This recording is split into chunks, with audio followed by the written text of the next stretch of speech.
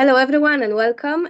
Today, I'm excited to have the opportunity to speak with Małgorzata Drohomirecka, Polish artist based in London. We met 2 years ago through meetings with Centrala for Central and Eastern European creatives. The meeting was in London, and since then, we are collaborating and talking. So Małgorzata practice explores themes of feminism, Polish cultural identity, evolving from vibrant abstract composition to figurative works. Through her art, Małgorzata challenges societal hierarchies and patriarchal oppression, drawing on symbols from history, religion, and popular culture to deconstruct notions of guilt and societal norms. A graduate of the Academy of Fine Arts in Gdańsk, her works have been exhibited in Poland, the UK, and Hungary. Małgorzata, thank you so much for joining me today. Oh, It's a little bit weird to speak with you in English, so I hope I will manage to not speak to you in Polish. I know it's a challenge It's because a bit weird. I feel that my tongue it starts to be a little bit confused. So I hope everyone understands my English as well. So I invited Małgorzata to this interview because you are my big inspiration. You showed me anarcha-feminism and also your art is inspiring me. It's very rebel and I'm also a rebel. So yeah. yeah, so that's why I thought it would be nice to have a chat with you, very informal one, so we can a bit explore our ideas. Um, and I have a first question to you. So I would like to ask you about your Polish identity. How do you feel about this as an artist who lives and work in England, in UK? Hello, Magda, and thank you for your introduction. And yeah, I'm happy to hear that I could somehow inspire you and that we can have this conversation and that I can share my thoughts and my experience with you here. So, yeah, when I arrived in the UK first 16 years ago, my goal was actually to merge seamlessly into the multicultural and multilingual artistic environment of East London. And at the time, I was not consciously thinking about my Polish identity. It would be the last thing I would, think about back then. But then, as years passed, I realized that merging wasn't that straightforward as I had imagined, and that I felt pushed to the margins. There was that stereotype of Eastern European migrants that I was not aware of, and it kind of like pigeonhole you somewhere. And also, my mindset was different. I realized it's like shaped by a culture that I grew up. And that I cannot escape that kind of Polish identity in a way. So I was not feeling nostalgic or I didn't miss that culture, but something about it held me back. And instead of trying to escape it, that identity, I choose to confront it, dig into it, and to analyze it, but in order to deconstruct it and not to preserve it, cultivate it, or to to understand it and move forward. Mm, Um, and on top of this, there were the events like around 2015, 16 that provoked me to take up the challenge and start addressing socio-political topics in my art. It was Brexit, referendum, then far-right populism all over in the world, Donald Trump in America, Law and Justice won in Poland. So it felt like, working with my like abstract compositions felt like a bit like escapism. And those personal experience combined with the global political climate pushed me to explore my Polish and Eastern European identity in my art. And I began examining how it relates to, English society and how it reflects my experience as a Polish person living abroad. And also it gave me like my advantage was that I could observe our society from the distance, from another mm, country. And that gave me also like a new perspective, critical perspective. And also I discovered the world of feminist thought in art, in UK. mm, literature, critical discourses, social sciences, something that I didn't have access to in Poland while I studying in Academy of Fine Arts in Gdańsk. Hmm. And that, then that shifted my attention to feminism in my native country, in Poland, like started to think like why we were not talking that much about feminism in Poland when I studied, for example, doing, why we don't have that much material and that much resources. And started to comparing feminism in Poland and here.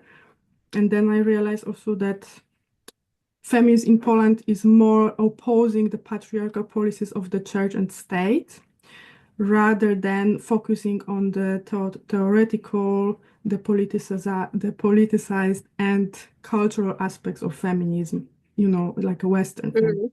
There's that quite big difference. And also feminist experiences in European post-communist societies often remain marginalized and, pushed to the edges of political and cultural life. So that kind of like also brought my interest. And I think that it's important to, if we draw on the tools of Western feminism and perspectives shaped by, global experience, we can help bring feminist thought into greater focus in Eastern Europe. By like working together, exchanging ideas, we can kind of amplify our voices. Thank you. So we're gonna talk a little bit more later about anarcha-feminism, but I would like to now ask you go maybe a little bit different medium and focus now about performance art. So I would like to ask you, because you recently invited me to make a performance for opening of your exhibition. And I would like to ask, what is your perspective on performance art, and why would you like to include to your paintings, and to not only showing your paintings, but also include another artist to make a performance? So yeah, if you could tell me more about that. So yeah, I think that we met at a very good moment, and because I was working on my cycle of paintings called Junctures, and you had just started working on your topic on the dragon and hardcore Krakowianka themes. And I think when we met, we quickly realized that there were parallels in our experiences and in our artistic approaches. Junctures intertwines the narrative of Station of the Cross with the journey of a female protagonist confronting the patriarchal rules of the church and state. And my paintings are constructive like a narrative story. So there's a protagonist, I work with models, and there are like references to the theater. The models were costumes and dramatic lighting plays a significant role. So, and also like theater to me is a powerful medium in Poland, I think because then it deconstructs our national flows, often addressing socio-political topics in a way that other mediums don't, I would say. So that's why those theatrical references appear in my work. And then your practice in performance art, you use your body as a language. That seemed like, for me, like a perfect opportunity to create dialogue between the paintings and your interpretation. So it's like as if the figures in my paintings could come to life through your performance. Also, while working on this series and combining my previous experience of showcasing my works and organizing discussions and workshops, I realized that I don't want to simply just, show my paintings in a gallery, like on the wall, like in like a simple format, but I want to enter into more like widespread cultural dialogue. So, inviting you to, make a performance and do something about this, it can be also enriching that whole topic and exhibition and stuff. But personally, I don't have much experience with performance art, so I'm just curious about your approach and how you will, envision this collaboration and how it's going to unfold. Yeah, I'm looking forward for it. I think it will be quite liberating project for us all. And for me, performance, it's just a way of expression. Like go to people and have this interaction with people, I think it's quite powerful. Every time when I see performance, when I experience any live performance, I feel it's touching my heart Mhm. much more. I remember things and just feeling the emotions, like real people next to you. Yeah, because it's very It immediate. It happens at yeah. that moment. Yeah. Yeah, and also personally for me, when I'm performing, I'm like in like different zone. Like it is like very weird feeling. I feel such adrenaline as well, but I'm kind of like another person over then, and I kind of want to speak out what I want to speak out, and I can like yeah, it's for like a half an hour. It depends how long it takes this performance. I'm kind of turning into someone else, but then I'm exhausted and I want to hide usually. I'm like, oh no, I just show everyone my emotions. Oh no, I need to go home. But yeah, I feel to do it, and I'm really grateful you invited me because we definitely have lots of connection with our art practices and as well philosophy. Yeah, we have like Um, a similar approach to many Definitely, things. Yeah, definitely. so So also, yeah, it also makes easier collaboration when you have someone who thinks like you. Inspiring. yeah, exactly. And we can join forces together and approach topics from different mediums. So Yes, yeah. exactly. I feel like would like to talk with you also about the theme of transformation because we both using that in our art practice. There is in my performances this idea of transformation and in your as well. Uh, so can you tell me more about this? What transformation means for you in your artwork? How this theme is showing in your art? Yeah, so I was thinking that transformation is actually a very important topic for me, and it carries both mythological and socio-political significance. Um, I see myself as a child of transformation, actually, because they're shaped by the events surrounding the first free election in 1989. I vividly remember the enthusiasm and the energy and the belief, that it was possible to completely overturn a system and build something new. And I remember on the day of the election, my parents took me and my brother on a car parade around Gdańsk. And we were all like going and like showing victory through the windows. It was like such uh, yeah, I have very vivid memory about this. The car, we had a Fiat 126P, the Polski Fiat. Yeah, yeah, It was like proper, yeah, so fun when say car parade, but it was Gdańsk, the city where yeah. I'm from, and Gdańsk where the Solidarity, Solidarność Solidarność, yeah. movement began. So it was like this kind of like a feeling like, wow, like something, amazing is taking place. But, however, the transformation of the 1990s brought its own challenges and it led to kind of like a harsh neoliberal system, like wild capitalism, certainly. And that intertwined with conservative values and the growing influence of the Catholic Church on social Mm-hmm. politics. So this wasn't a transformation some of us had hoped for. And then in the 1993, the new government reversed the legalization of abortion from 1956. And Yeah. despite the active engagement of so many women in pro-democracy movement, after the shift of power, they were, excluded from full political involvement in shaping the new post-communist Poland and the government. Suddenly, they were pushed aside, and the men took over. And then they decided for, about that abortion ban because they wanted to Catholic Church suddenly started to like push.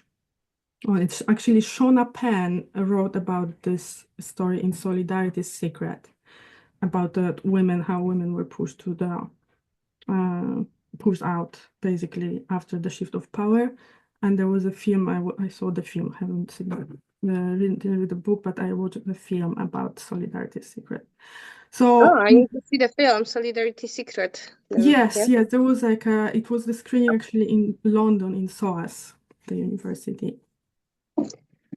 Um, And so maybe that is why the idea of transformation, especially that turns into something flawed or harmful, is central to my paintings. And that's why it's so important. Women in Poland still lack the right to make decisions about their own bodies, with recent abortion ban being a stark example. Like they made even worse and more strict than from 1993. So in my work, I explore this theme, transformation into something else, but not necessarily something better. And this is evident in my paintings from the juncture series as role reversal, crucifixion, and devouring. But there I also challenge the traditional narrative and the way of the cross that ends in sacrifice. But for sacrifice, we need a victim. And I didn't want my story to end in victimhood. So that's why I started to, I was thinking how to finish that story with that protagonist and the female protagonist and her journey, heroine's journey. What would be the ending? Because I didn't want to end it in sacrifice. So the question is, what comes next? How else can we transform ourselves or our society? Is there a path forward that doesn't demand sacrifice but leads to true liberation? And this is when anarcha-feminism comes. Yeah. Yeah, and this is what I really want to talk about. And I have to say that actually opened my mind as well, because I've been maybe I have totally different experiences than you, because I'm a post-Soviet, just first generation capitalism. So You're I like just grew 90s, up. yeah, child of Yes, I'm a 90s Mhm. child, so my sister are 80 children. But I just grow up with the stories, and I grow up in like social housing estate with hearing the stories, and just having this contrast with people who did very well in capitalism and they opened their businesses, and my parents could never find a change till Mhm. nowadays. Yeah. And also I know there is a story that it seems that my grandma that I never met, she died in 86. She was an activist of solidarity. Mhm. So I have this poster of Solidarność in my parents' flat. So I just heard the stories, and it was always so confusing for me, and I couldn't understand at all. Anyway, someone is just calling me. Um, so it's really nice to hear your perspective, because you kind of experienced that. I was just always being quite angry on capitalism. I never liked that system, you know. Mhm. Um, but I didn't had any different. I couldn't compare. I could just hear the stories, you know. Um, and yeah, so I was also later with the feminism. I just learned properly about feminism also in UK. Um, Before in Poland, I was thinking that this is something not accessible for me, because I'm from social housing estate. Feminism feels like very middle class, or like, yeah, just not for Yeah. like more privileged people, and I Yeah, couldn't yeah, it's a associate with it. paradox. Yeah, I Mhm. was thinking that it's about hating men, and Mhm. basically that's Yeah, it. this is It was just like exactly not exactly, how yeah, how feminism is misunderstood in Poland. yeah, It's either yeah, that so you want to yeah, make money after talking about feminism, you want money from the West, or you want to make a career, and that's why you yeah. talk about feminism. Yeah. So I feel like later going to university in UK and doing my BA, I kind of opened my mind also with my own experiences, kind of also being always a bit of a rebel, trying to understand and trying to fit in and understand this patriarchy. Then I couldn't understand even a term of patriarchy. But then I started just lots of educating myself. Then I met you as well. And this idea of anarchy as well, it kind of show up to me, and then I thought, oh my god, this is that, because I had a couple of times where people were asking me, okay, so you are feminist, but what kind of feminist? And I'm like, it's like, oh, are you because I'm a feminist. I met some people who were like, because I'm a feminist, but I don't like trans, because I feel they shouldn't have they shouldn't Yeah. have the same rights, and I'm like, well, wait a minute, I'm like open for everyone should be liberation, this and that. So then I understood there's anarcha-feminism, but I found that there is not much maybe information about that. It's not accessible so much in public libraries. That's why I thought it's quite important to write and talk about that, because I don't want to jump to my last question, so let's just start with anarcho-feminism and what role it got in your practice, maybe how it when did you explore it, how it started basically. So it started exactly when I was working on that, as I said, on that cycle called juncture, and that I started to think about how to, go beyond like that story of that female protagonist that she transforms. First, it's like a maybe flow transformation. There's that role reversal. It takes her somewhere, maybe in the wrong, it's like a wrong path. But then she tries to transgress this, and then what's next? And what would be, basically, I just try to imagine utopia. And and then the thing is that mm, it kind of like brought me to naturally and organically to anarchism, because I thought utopia is something without hierarchy. And then I came upon anarcho-feminism also very recently. And there is not much about it. Yeah. But this exploration of, I found that, for example, like about Emma Goldman's, who played a pivotal role in the development of anarchists, and she calls for women to overcome the internal tyrants. And that resonated with me, like my approach to freedom. And also this depiction of anarcho-feminism as transformative praxis of thought, feeling, and collective social activity as well. So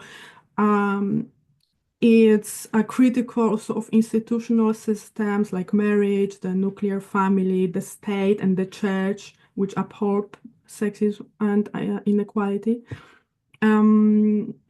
So it's even that I wouldn't call myself an expert in anarcho-feminism because it has like a rich history. But there's not much information about this. It's often mixed with anarchism as well. But I'm drawn to this like energizing, liberating, and hopeful aspects of anarchism, which I seek in philosophy, literature, art, and other disciplines. So I see the seeds of anarchy, here and there. So it's not that it's just like anarcho-feminism but like in anarchy in also wider, understanding. So, for instance, I have Ursula Le Guin, the writer, sci-fi writer, and her book The Dispossessed, that influenced my her depicting a utopian anarchic society based on cooperation. And it presents an anarchic society on the planet Anares without property. They don't own anything, even a blanket is not yours.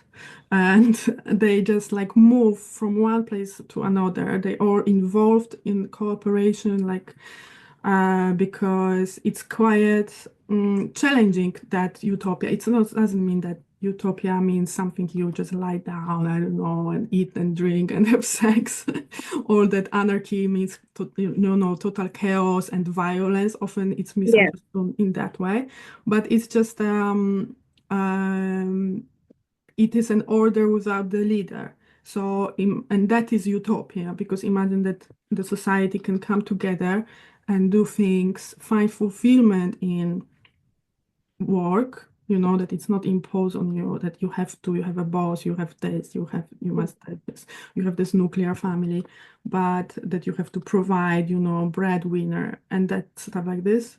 But it's just like some kind of better cause that you like work together to basically to live somehow, and then you find fulfillment in that. So I also found, so that's the Ursula Le Guin's idea. Like she imagines those in for not only the Dispossessed but other books, her sci-fi books, imagine this utopian society, based on anarchy. I also found inspiration in philosophical works such as Catherine Malabou's Pleasure Erased, The Clitoris Unfold, and her concept of clitoris as a symbol of resistance. And she compares the notion of anarchia, which means without hierarchy or without origin, Yeah. to the clitoris, challenging us like to think differently about autonomy and power. I have actually some more thoughts about that. We will get back to this when we talk about this misunderstanding of anarchy. And also Sophie Lewis abolished the family. That was recently. I even have this book with me. It's like a recently. Um, it's up, I think all the way in the like Can the see, I middle, can but abolish the family also it's expanded my understanding of how family structures can perpetuate harm. While some experience family maybe as a source of warmth, but for many it is a site of pain, violence, and unpaid, unacknowledged labor. And her utopian and revolutionary manifesto envisions solidarity beyond traditional family structures. So it's also some kind of anarchy, utopia, anarchy inspired yeah. by, it's inspired by indigenous communities' approaches to kinship. So, because yeah, like if we only have our societies based on the nuclear family, if something happens to us within that family, we have nowhere else to go. Basically, we are trapped often in like a very violent situation.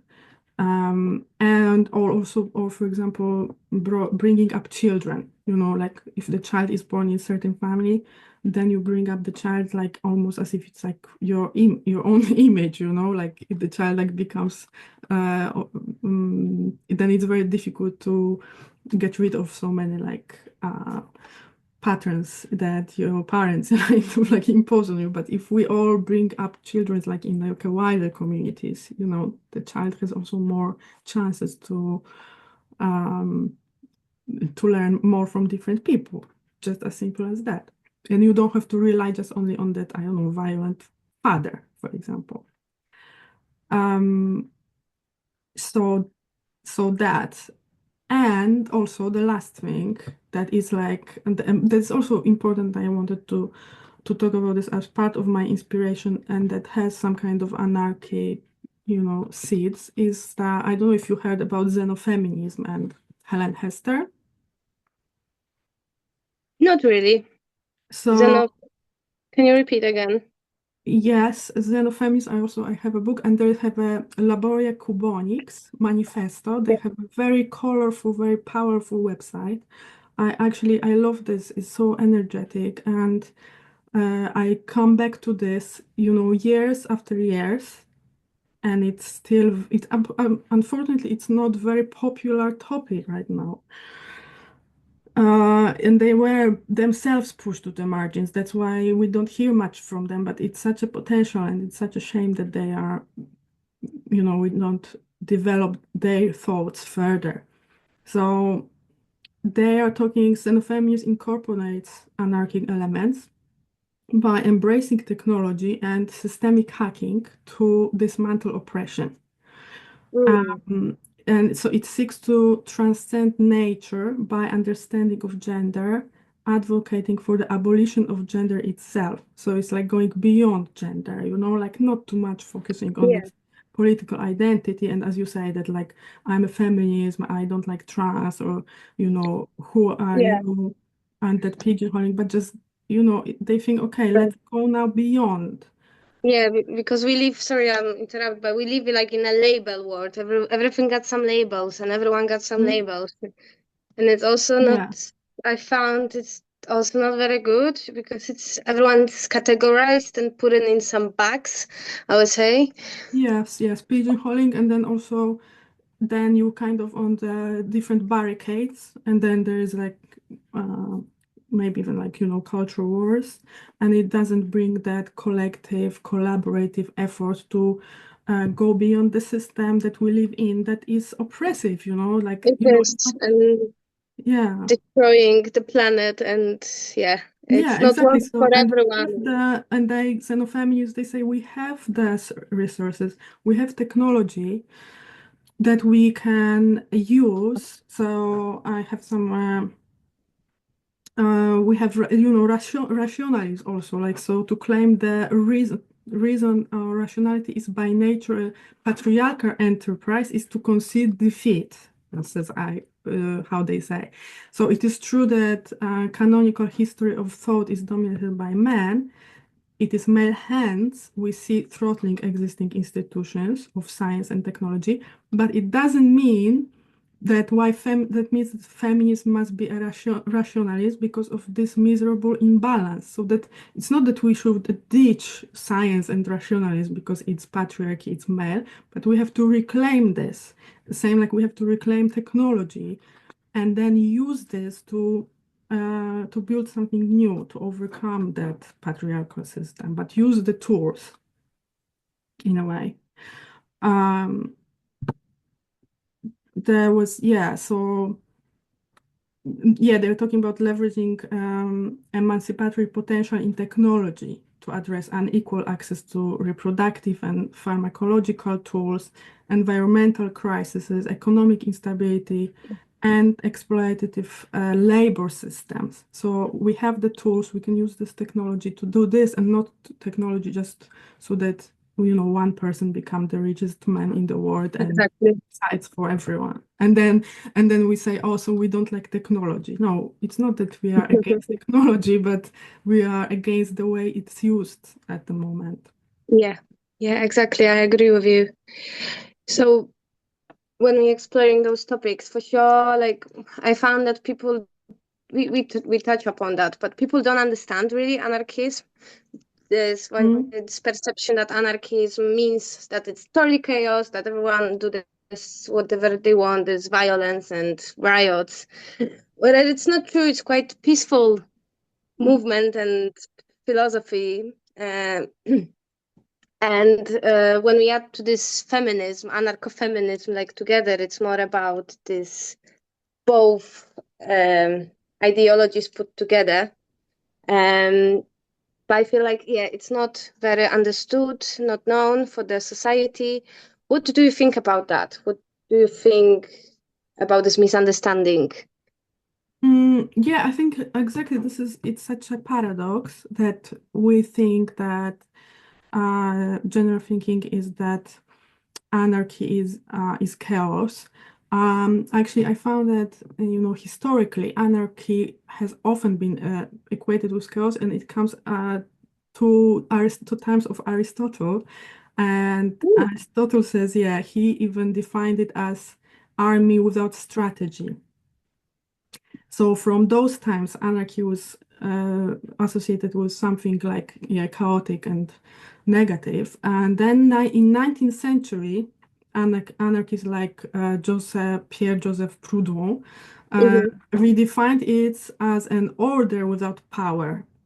So, and then again, I wanted to go back here to that pleasure erased by Catherine Malabou. She says, soldiers without leaders must learn to organize themselves. And this framing highlights that order without domination is not necessarily chaos, but rather different, more cooperative arrangement.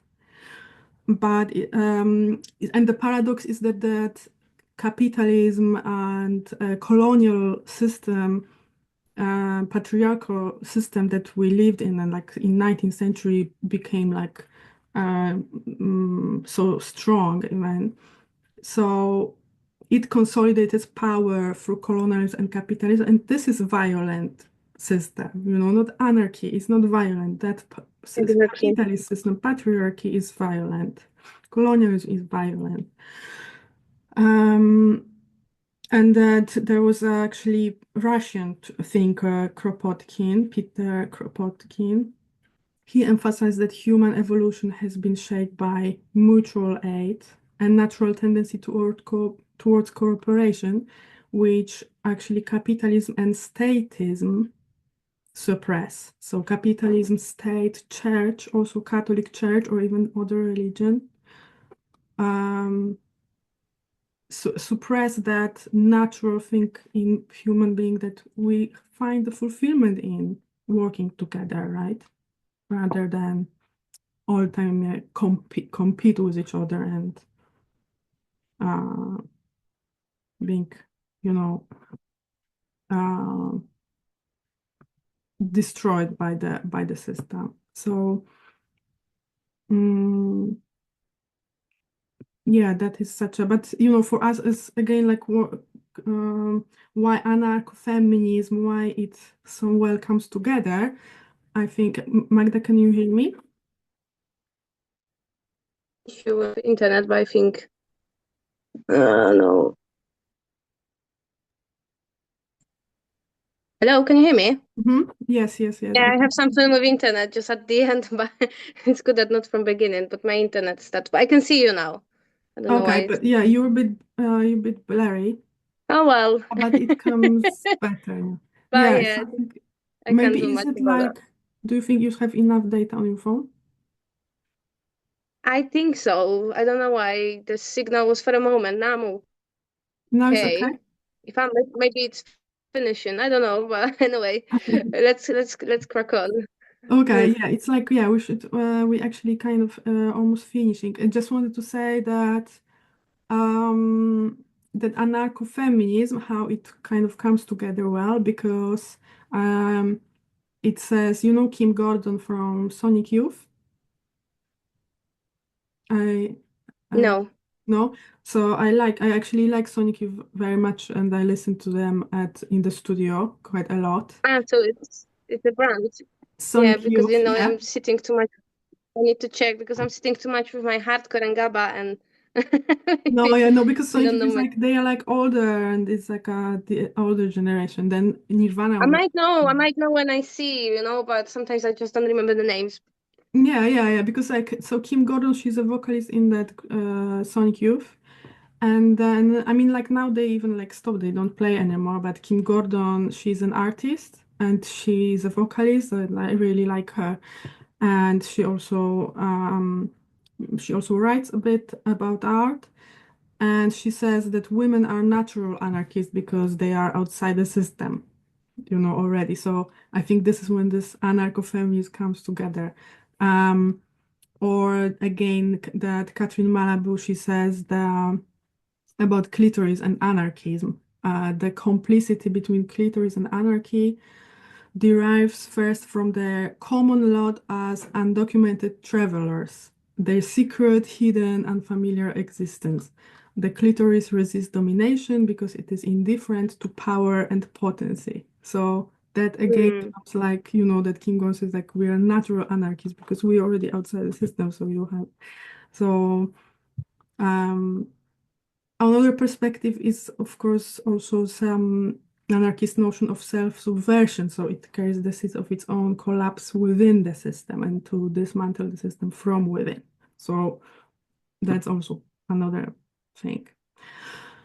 But yeah, I just wanted to finish maybe with how in Poland, how feminism, because we were talking a bit about this, how feminism is misunderstood in Poland, in Polish Yeah. culture, and it often, and where I think it comes from. I found also an interesting book, Feminism, Women's Voices and Feminism in Polish Cultural Memory.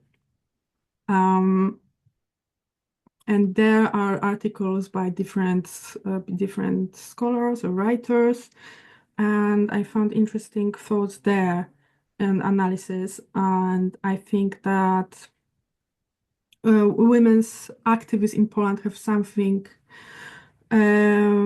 be persuaded to subordinate the struggle for women's rights to issue of independence or nationalism, because Poland was under 19th century when feminism and anarchy kind of like started to develop the thought. Poland was under the partition, was under partition, or partition, but between Partition. Russia, Prussia, and Austro-Hungarian Empire.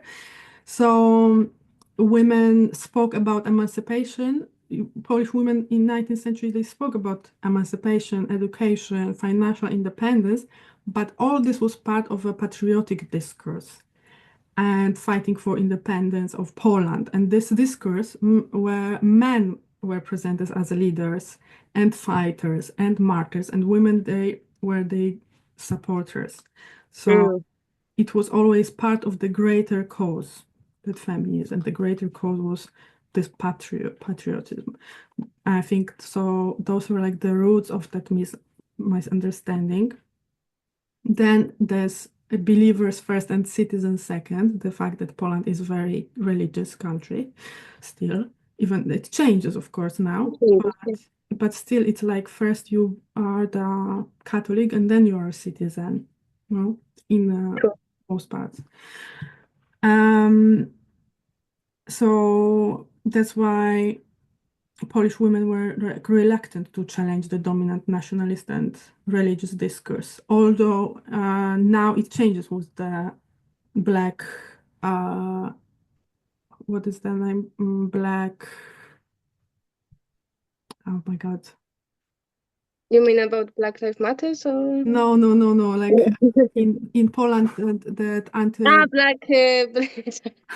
Black protest. March, Black protest. Yeah, yeah, exactly. This is Black Lives Matter. Yeah, in Poland maybe it's not so known. But Also. But this is what came to my mind straight when you said Black Lives Matter. Black. But no, yeah, black protest. So it's changed now in women's also approach, I think, to feminism as well.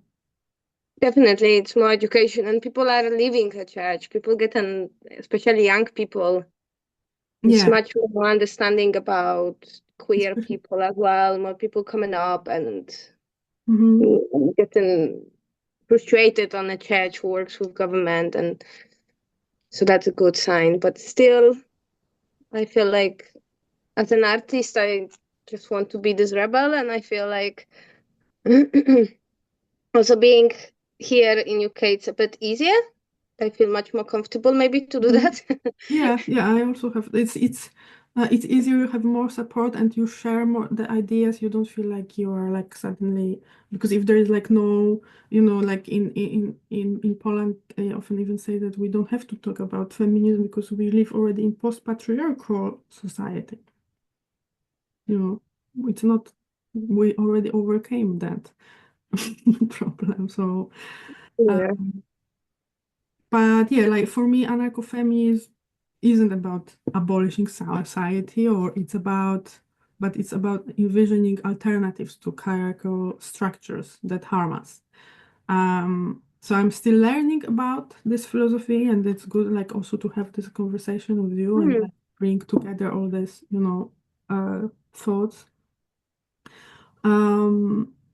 Because this idea is like resonates with me as much as same as you say, that it's like that kind of like something energizing, and some kind of hope also that I think that eventually in maybe hundreds of years we will get to such a situation that we're not going to need a leader who tells us like what to do, or like this master and slave relations.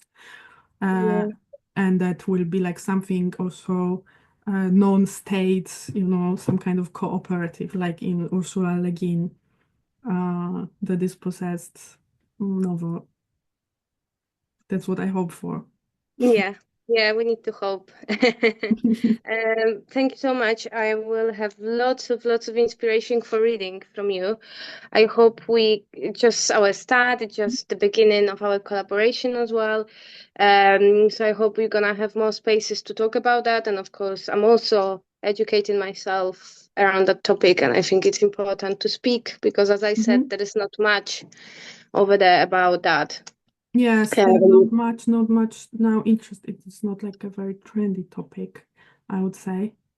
And but we should talk. Yeah. It's we should different definitely talk, especially when we see what's going on in the world. And It's just too much violence and too much oppressions, isn't it? Yes, Um, and not much hope, and not much thinking about what's next. Like, how can we overcome this? We don't. yeah, So it's like it helps you not to like drown in some kind of melancholy and inertia in a way. yeah, because still it's important to share this good energy and kindness and good vibes. This is so important. Yeah. Okay, thank you so much, Małgorzata. That was really, really good Thank you. Thank you. conversation. Thank you so much. Very inspiring. And yeah, probably some next in the future, maybe next year in Yeah. 2025.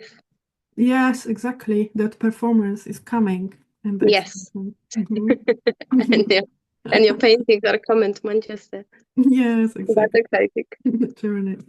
Thank you for inviting me, Magda. It was also a pleasure to could share my some of my thoughts and And your research.